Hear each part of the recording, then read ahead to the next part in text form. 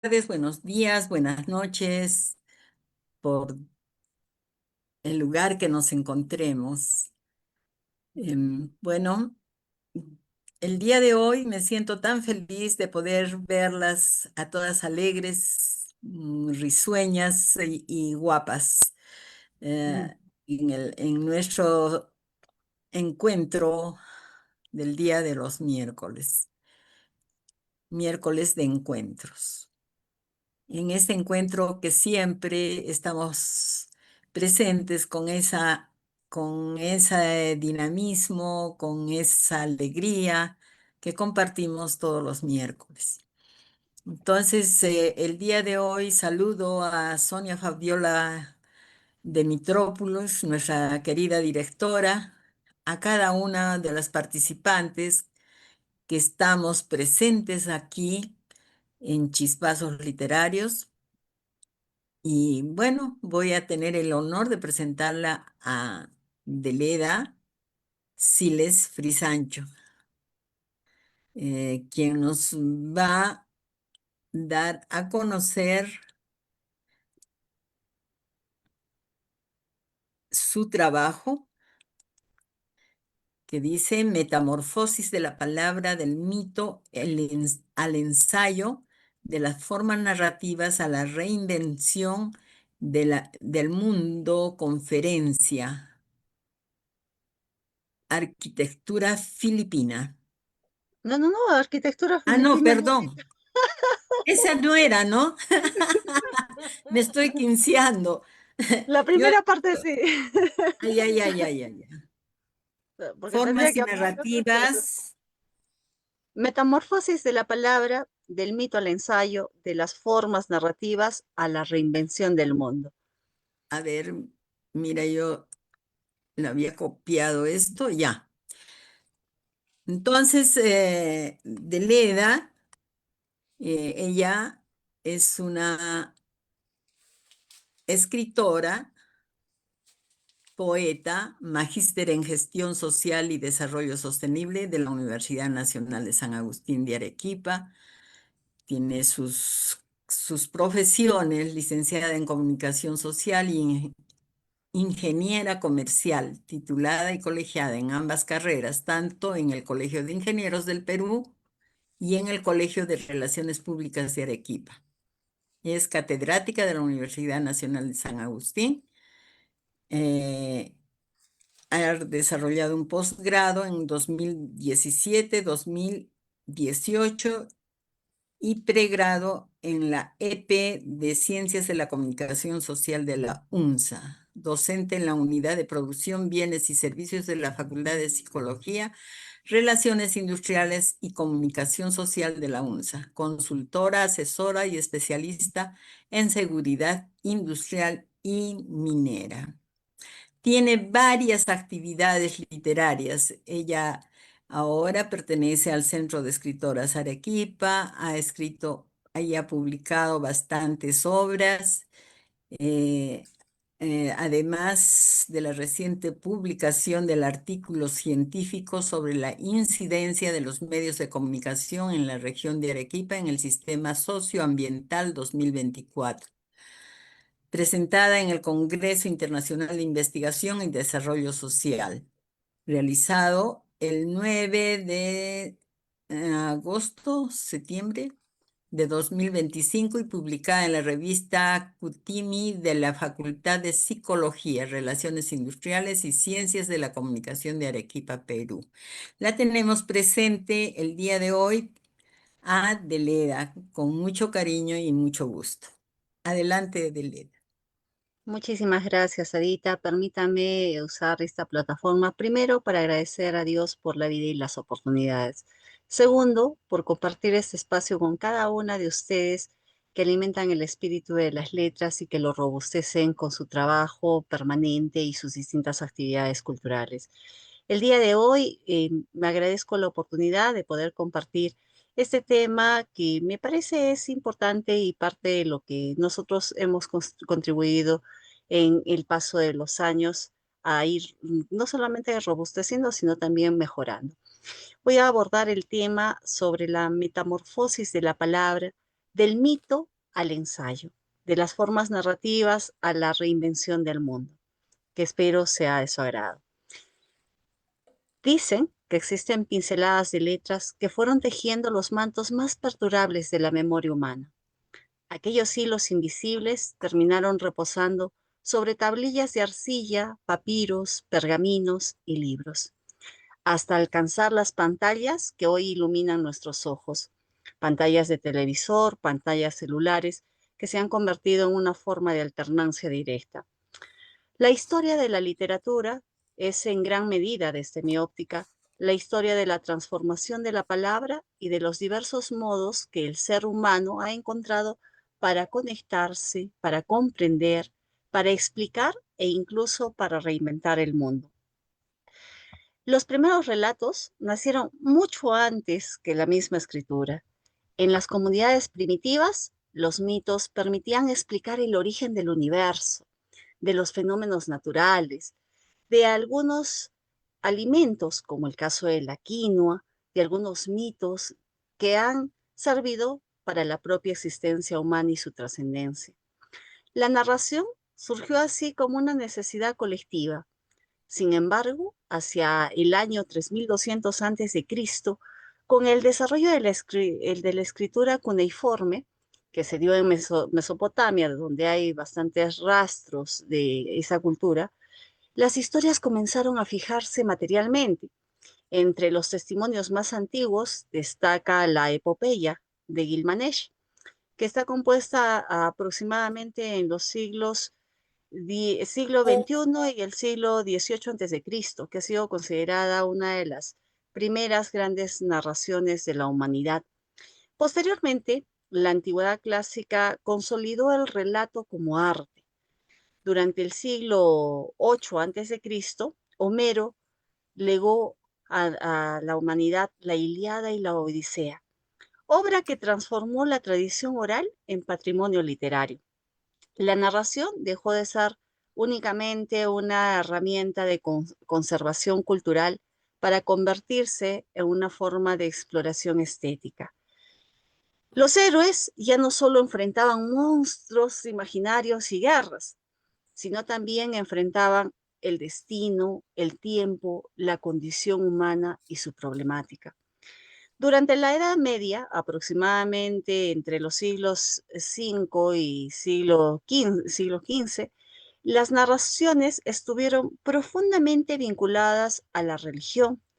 Se dice que también en ese contexto habían varias gestas heroicas, la transmisión de la moral y los cantares de la gesta, las crónicas, los relatos caballerescos que configuraron una literatura donde convergían lo que era la fe y la tradición, que orientaban la interpretación del mundo mismo. Entonces, el relato era todavía una construcción colectiva antes que individual. Con la llegada del Renacimiento en los siglos XV y XVI, la humanidad vuelve a ocupar el centro de esa reflexión que siempre hemos tenido. Entonces el antropocentrismo empieza a reemplazar progresivamente al teocentrismo medieval y en ese contexto surgen nuevas formas narrativas y una valoración creciente de la experiencia personal. La literatura comienza a explorar la individualidad, la observación y la crítica. Precisamente en ese escenario emerge una de las formas más importantes de la escritura moderna, el ensayo. Se dice que en 1580 Michael de Montaigne publicó los ensayos, obra que inaugura formalmente este género literario. Montaigne no pretendía imponer verdades absolutas, creo que ningún escritor lo hace, pero muy por el contrario, este autor proponía una escritura que esté basada en la observación, en la duda y la reflexión personal. El ensayo nació como un espacio donde el pensamiento podía desplazarse libremente, sin las restricciones de los tratados filosóficos, ni tampoco esas tediosas a veces exigencias de una narración tradicional, pero desde distintas percepciones, lógicamente. Durante el siglo XVII y siglo XVIII, la literatura fue influenciada por el racionalismo y la ilustración. La razón se empieza a convertir en un instrumento fundamental para comprender la realidad. Sin embargo, a finales de ese siglo XVIII, casi durante el tiempo que transcurrió hasta el siglo XIX, entra una corriente que se conoce como el romanticismo, ya que el día de hoy se va a abordar los amores locos, parte del romanticismo. Y esta corriente reacciona frente al predominio racional, es decir, que los escritores comienzan a tejer estructuras como finas filigranas para reinventar y reivindicar la imaginación misma, la emoción, la subjetividad, la trascendencia, la libertad creadora. Entonces se puede decir que la literatura se convirtió en un espejo del mundo interior del ser y del sentir. Posteriormente entra el realismo y el naturalismo, que dirigieron su atención hacia la sociedad. Hay distintos autores de distintas latitudes del mundo que intentaron representar la realidad cotidiana con mayor objetividad. La narrativa se transformó en un laboratorio, ¿no? Donde podían estudiarse las relaciones humanas, las desigualdades sociales, los conflictos históricos, y empieza ahí a surgir la novela, que alcanza entonces una complejidad estructural mucho más amplia, casi sin precedentes, ¿no? A comienzos del siglo XX, las profundas transformaciones tecnológicas, científicas, políticas, vienen a generar una ruptura de las formas tradicionales. Surge el vanguardismo y en el vanguardismo hay una explosión de distintas corrientes. Ingresa el dadaísmo, el danteísmo y también formas libres de escribir sin ninguna camisa de fuerza, como algunos de la poesía clásica tradicional la exigían, ¿no? Algunos tergiversaron el contexto del vanguardismo, que trajo muchas corrientes muy importantes e interesantes, pero no todas son de reconocimiento y de valoración, ¿no? Que hoy en día proliferan en las redes sociales y las cuales no voy a hacer comentario porque no tienen ni la forma de un verso libre, que tiene ritmo, ni la forma de la poesía clásica tradicional, ni tampoco los matices de algunas corrientes que explosionaron en ese vanguardismo tan importante para nosotros. Y que dicho sea de paso, una de las corrientes es la que practico, que conoce Adita, ¿no? En 1909, Filippo Tommaso Maniteri publicó un manifiesto casi futurista. Posteriormente ya aparecieron el cubismo literario, el dadaísmo, el ultraísmo que les he hecho referencia, el creacionismo de Vicente Huidobro, el surrealismo. Y cada uno de estos movimientos cuestionó las convenciones heredadas y propuso nuevas maneras de concebir el lenguaje, de trascender del yo real al yo poético. El creacionismo, impulsado por Vicente Huidobro, sostuvo que el poeta debería imitar la naturaleza y más allá de imitar la naturaleza, debería crear realidades mucho más autónomas. El ultraísmo, en contraposición, defendió lo que venía a ser la condensación expresiva. Y bueno, ambas corrientes utilizaron la metáfora como núcleo del poema, uno de los elementos importantes de la poesía, ¿no? Y también de algunos textos narrativos. El surrealismo ha sido liderado por el famoso André Breton, si más no me equivoco, que fue el que desde el año de 1924, más o menos, empieza a explorar los sueños. Entonces, dentro de los sueños está la mente, el inconsciente, las asociaciones libres, y es en ese momento donde la literatura deja de representar únicamente lo que vemos, lo que percibimos, para aventurarse ya a territorios de imaginación que a veces es subjetiva, inexistente, donde incluso se puede decir, se le da esa preponderancia a las prosopopeyas que acompañan estas metáforas, y en ese mundo se hace hablar a las cosas que son inanimadas, dándole esas características humanas, ingresan las hipérboles y muchas otras figuras literarias, ¿no? Entonces hay distintas formas de conceptualizar, de concebir y de plasmar ese lenguaje. El creacionismo, impulsado por No, Vicente Huidobro, también tiene una corriente que hoy se llama neocreacionismo, ¿no? Entonces, ha habido muchos cambios que se han dado. Claro, a mitad más o menos del siglo XX, aún más surgen algunos autores que tienen distintas posibilidades narrativas, ¿no? Hay nuevas formas de experimentación, ¿no? Entonces, esas perspectivas críticas, esas relaciones que hay entre lo que sería el autor, entre la obra, el lector, ¿no? Hay un estudio un poquito más consciente, pero paralelamente al desarrollo tecnológico, existen algunos otros soportes de la escritura, y no me refiero netamente al diccionario, que también hacemos uso, sino que la palabra pasa de la imprenta a este entorno digital que ha tergiversado muchas formas de producción y de circulación y recepción del conocimiento. En mi propia experiencia, esos cambios, esa metamorfosis, también ha sido visible, y más aún en el contexto de pandemia que nos ha tocado a todos, ¿no?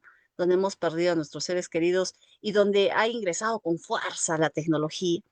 Entonces, la transición que hemos vivido desde la máquina de escribir, las famosas Olivetti y otras marcas que usábamos, hacia las computadoras, ha modificado profundamente las prácticas tanto de lectura y de escritura. Y creo que eso ha hecho de que muchos sean facilistas y que piensen que todo escrito es literatura. Más recientemente, al haber salido de este contexto de pandemia del COVID-19, creo que muchas de las aulas físicas y los trabajos que antes tomaban horas han sido reemplazadas por los famosos aplicativos y las plataformas y las ayudas de las IAs, ¿no?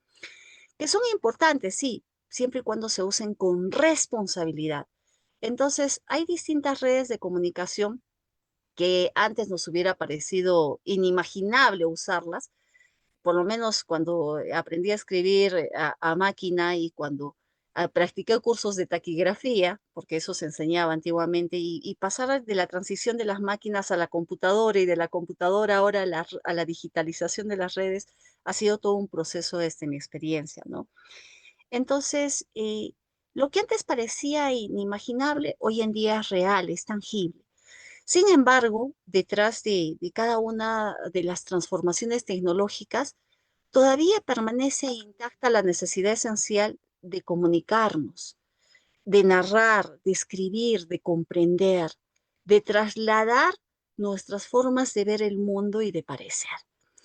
Por ello, creo que la historia de las distintas formas narrativas y también del ensayo puede no solamente entenderse como una conversación entre la memoria y la imaginación, sino desde esos mitos que han sido transmitidos oralmente hasta los ensayos contemporáneos, desde las grandes epopeyas antiguas hasta los textos digitales, desde la palabra que ha acompañado cada etapa de nuestra vida hasta de repente las creaciones acompañadas y respaldadas por la IA, que ahora están siendo premiadas, para mi sorpresa, y que han cambiado esos soportes que teníamos como pilastras, ¿no? de la literatura. Y han cambiado también la forma de expresión, las distintas corrientes estéticas, han cambiado los modos representativos, ¿no? Pero creo que sigue existiendo esa humanidad, por lo menos de los que estamos inmersos en el mundo literario, de reinventar el mundo mediante el lenguaje que hemos aprendido y que seguimos viendo cómo se va modificando con los años. Y creo que está en nuestras manos dejar esa huella capaz de sobrevivir al tiempo y a las distintas formas que nos van invadiendo día a día con distintas cosas que puedan ir surgiendo a lo largo de el tiempo y en el futuro venidero. Bueno, yo quiero terminar simplemente agradeciendo la oportunidad, la paciencia, la atención y nada, dejarlos con la reflexión de que siempre como seres humanos podemos seguir construyendo y mejor que las máquinas. Muchísimas gracias. Muy